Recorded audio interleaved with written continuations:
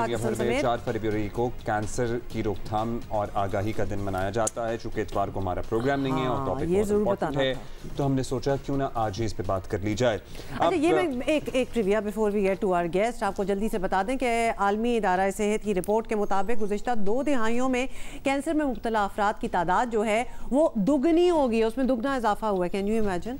तो ये बड़ी अलार्मिंग बात है। बहुत सारी चीज़ इसमें कंट्रीब्यूट करती हैं। ज़ाहिर है हमारा माहौल है, आबो हवा है, प्रिजर्वेटिव हैं, ग़िज़ाएं सबसे इम्पोर्टेंटली अब वैसी नहीं रहे जैसे पहले हुआ करती थीं। डॉक्टर तस्नीम दाऊद हमारे साथ मौजूद हैं, मुआलिज अमराज़े कैंसर। डॉक्टर साहिबा बहुत शुक्रिया। डॉक्टर साहिबा, पाकिस्तान में भी ज़ाहिर मुख्तलिफ़ अक़साम के कैंसर की शरह बहुत ज़्यादा है, लेकिन क्या हम ये कह सकते हैं कि अब इलाज भी पहले से बहुत बेहतर तरीके से हो सकता है और बहुत सारी स्टेजेस जो पहले काबिल इलाज नहीं थीं अब हैं? अस्सलामुअलैकुम, थैंक यू सो मच मुझे बुलाने के लिए, इनवाइट करने के लिए थैंक यू सो मच।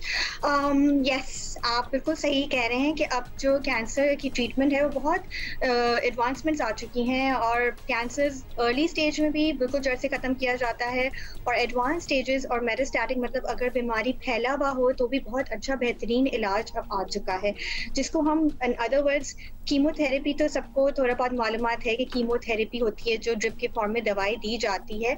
अब हमारे पास टारगेटेड ट्रीटमेंट्स आ गई हैं जो बिल्कुल ही कैंसर का जो मर्ज है उसको स्पेसिफिकली टारगेट करती है, तो उसमें साइड इफेक्ट भी बहुत कम होते हैं मरीजों को और बहुत हद तक पेशेंट्स की सर्वाइवल को भी इम्प्रूव करता है और साथ में उनकी क्वालिटी ऑफ लाइफ जो जैसे शुआओं से या लेजर से या रेडिएशन से बहुत पहले से इलाज किया जा रहा है, क्या उसके बाद कोई नई तरीके की रेडिएशन आई है या उसी में कोई और चीज़ आ गई है? रेडिएशन के पॉइंट ऑफ व्यू से आई वुड से कि हमारे पास स्टीरियोटैक्टिक रेडिएशन आ गई है। अब अगर अल्लाह ना करे किसी का बीमारी फैला हुआ बीमारी है, कैंसर है, तो अगर उसकी बीमारी बहुत ज़्यादा नहीं फैली हुई है और कुछ स्पेसिफिक एरियाज में फैली हुई है तो उस स्पेसिफिक जगह पे शुआएं लगाई जा सकती हैं ताकि बीमारी को जड़ से ख़त्म किया जा सके, जिसको हम लोग स्टीरियोटैक्टिक रेडिएशन थेरेपी कहते हैं। और दूसरी जो नई ट्रीटमेंट्स आई हैं उसमें हमारे पास टारगेटेड ट्रीटमेंट्स के इन द सेंस कि हमारे पास मॉलिक्यूलर टारगेट्स होते हैं जिसके अंदर स्पेसिफिक दवाइयाँ दी जाती हैं। जैसे हमारे पास जैसे हरसेप्टिन ब्रेस्ट कैंसर में बहुत टाइम से आ गई है, लेकिन अब हमारे पास जैसे आंतों की बड़े आंत की बीमारी की कोलन कैंसर के अंदर बहुत सारी ट्रीटमेंट आ गई है, फेफड़ों में लंग कैंसर के अंदर बहुत सारी ट्रीटमेंट आ गई है जो ये तो द कैच इसके ये डिटेक्ट कब होता है? अगर डायग्नोसिस पहले हो जाए, अर्ली स्टेजेस पे हो जाए तो तब ये सारी ट्रीटमेंट्स जो हैं दे वर्क बेटर और work at all, right?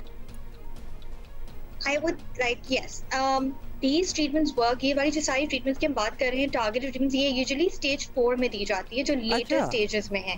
If you talk about the early stage disease, तो अर्ली स्टेज में हमारे पास बहुत सारे जो सॉलिड कैंसर्स है, जैसे फॉर एग्जांपल लाइक छाती का कैंसर है, फेफड़ों का कैंसर है, मैदे का कैंसर है, आंतों का कैंसर है। इसमें यूजुअली मल्टी मोडालिटी ट्रीटमेंट्स दी जाती हैं जिसमें हमारे पास सर्जरी का भी इस्तेमाल होता है, कीमोथेरेपी का भी इस्तेमाल होता है, शुआओं का भी इस्तेमाल होता है। तो really depends on what stage we are talking about, क्योंकि फियर स्टेज 4 बीमारी का होता है क्योंकि ये समझा जाता है कि जो स्टेज 4 का बीमारी है वो बिल्कुल ही ला इलाज बीमारी है, बिल्कुल डेथ सेंटेंस है या इरिवर्सिबल है। बट कुछ there so many treatments available now कि हम बहुत हद तक उसको कंट्रोल कर सकते हैं। पेशेंट्स अपनी जिंदगी नॉर्मल गुजारते हैं, सारी चीजें करते हैं, जॉब्स पे जाते हैं, पता भी नहीं होता है which is the most prevalent kind of cancer in Pakistan, क्योंकि हम बहुत इस पे शोज कर चुके हैं और एक हम सोचते सुनते भी हैं और स्टैट्स भी बताते हैं कि ब्रेस्ट कैंसर सबसे ज्यादा अगर रीजन में देखा जाए तो पाकिस्तान में। यस अनफॉर्चुनेटली ब्रेस्ट कैंसर दुनिया भर में ही, लेकिन हमारी कंट्री में भी ब्रेस्ट कैंसर औरतों में सबसे मोस्ट कॉमनली पाया जाने वाला कैंसर है। मर्दों में भी पाया जाता है लेकिन औरतों में ऑब्वियसली ज़्यादा है। 21% आई वुड से कि हमारे पास जो है वो कैंसर्स में सबसे ज़्यादा प्रेवलेंट है वो ब्रेस्ट कैंसर है। उसके बाद हमारे पास ओरल कैविटी, मुंह का जो कैंसर है वो है, और मेन में स्पेशली मर्दों में ज़्यादा वो सबसे मोस्ट प्रेवलेंट, सबसे ज़्यादा कॉमन कैंसर मुंह का कैंसर है। उसके बाद फिर दूसरे कैंसर्स आते हैं। तो दीज एंड मुंह का cancer is something which is very preventable disease, क्योंकि इसमें जो बड़ा रोल प्ले करते हैं वो हमारे पास हैबिट्स हैं, जैसे पान, गुटखा, छालिया, तंबाकू, मेनपुरी, बहुत सारी स्मोकिंग। लेकिन ये भी वो कैंसर्स हैं जो कंट्रोलेबल हैं। डिस्पाइट द हाई नंबर्स, ये भी वो कैंसर्स हैं जो कि क्योरेबल हैं, टोटली क्योरेबल भी हैं? Yes. Early stages में they are all kinds of cancers in the early stages are curable. बिल्कुल जड़ से खत्म कर सकते हैं all kinds of cancers. और एक और डॉक्टर तस्नीम, टाइम कम है लेकिन अर्ली एजेस में भी अब आजकल हम बहुत देख रहे हैं, एक कैंसर पहले सोचा जाता था लेट एज इन लाइफ, अब तो बच्चों में, जवानों में, 20s के लोगों में भी कैंसर जो है हो भी रहा है और अमवात भी हो रही है उस वजह से।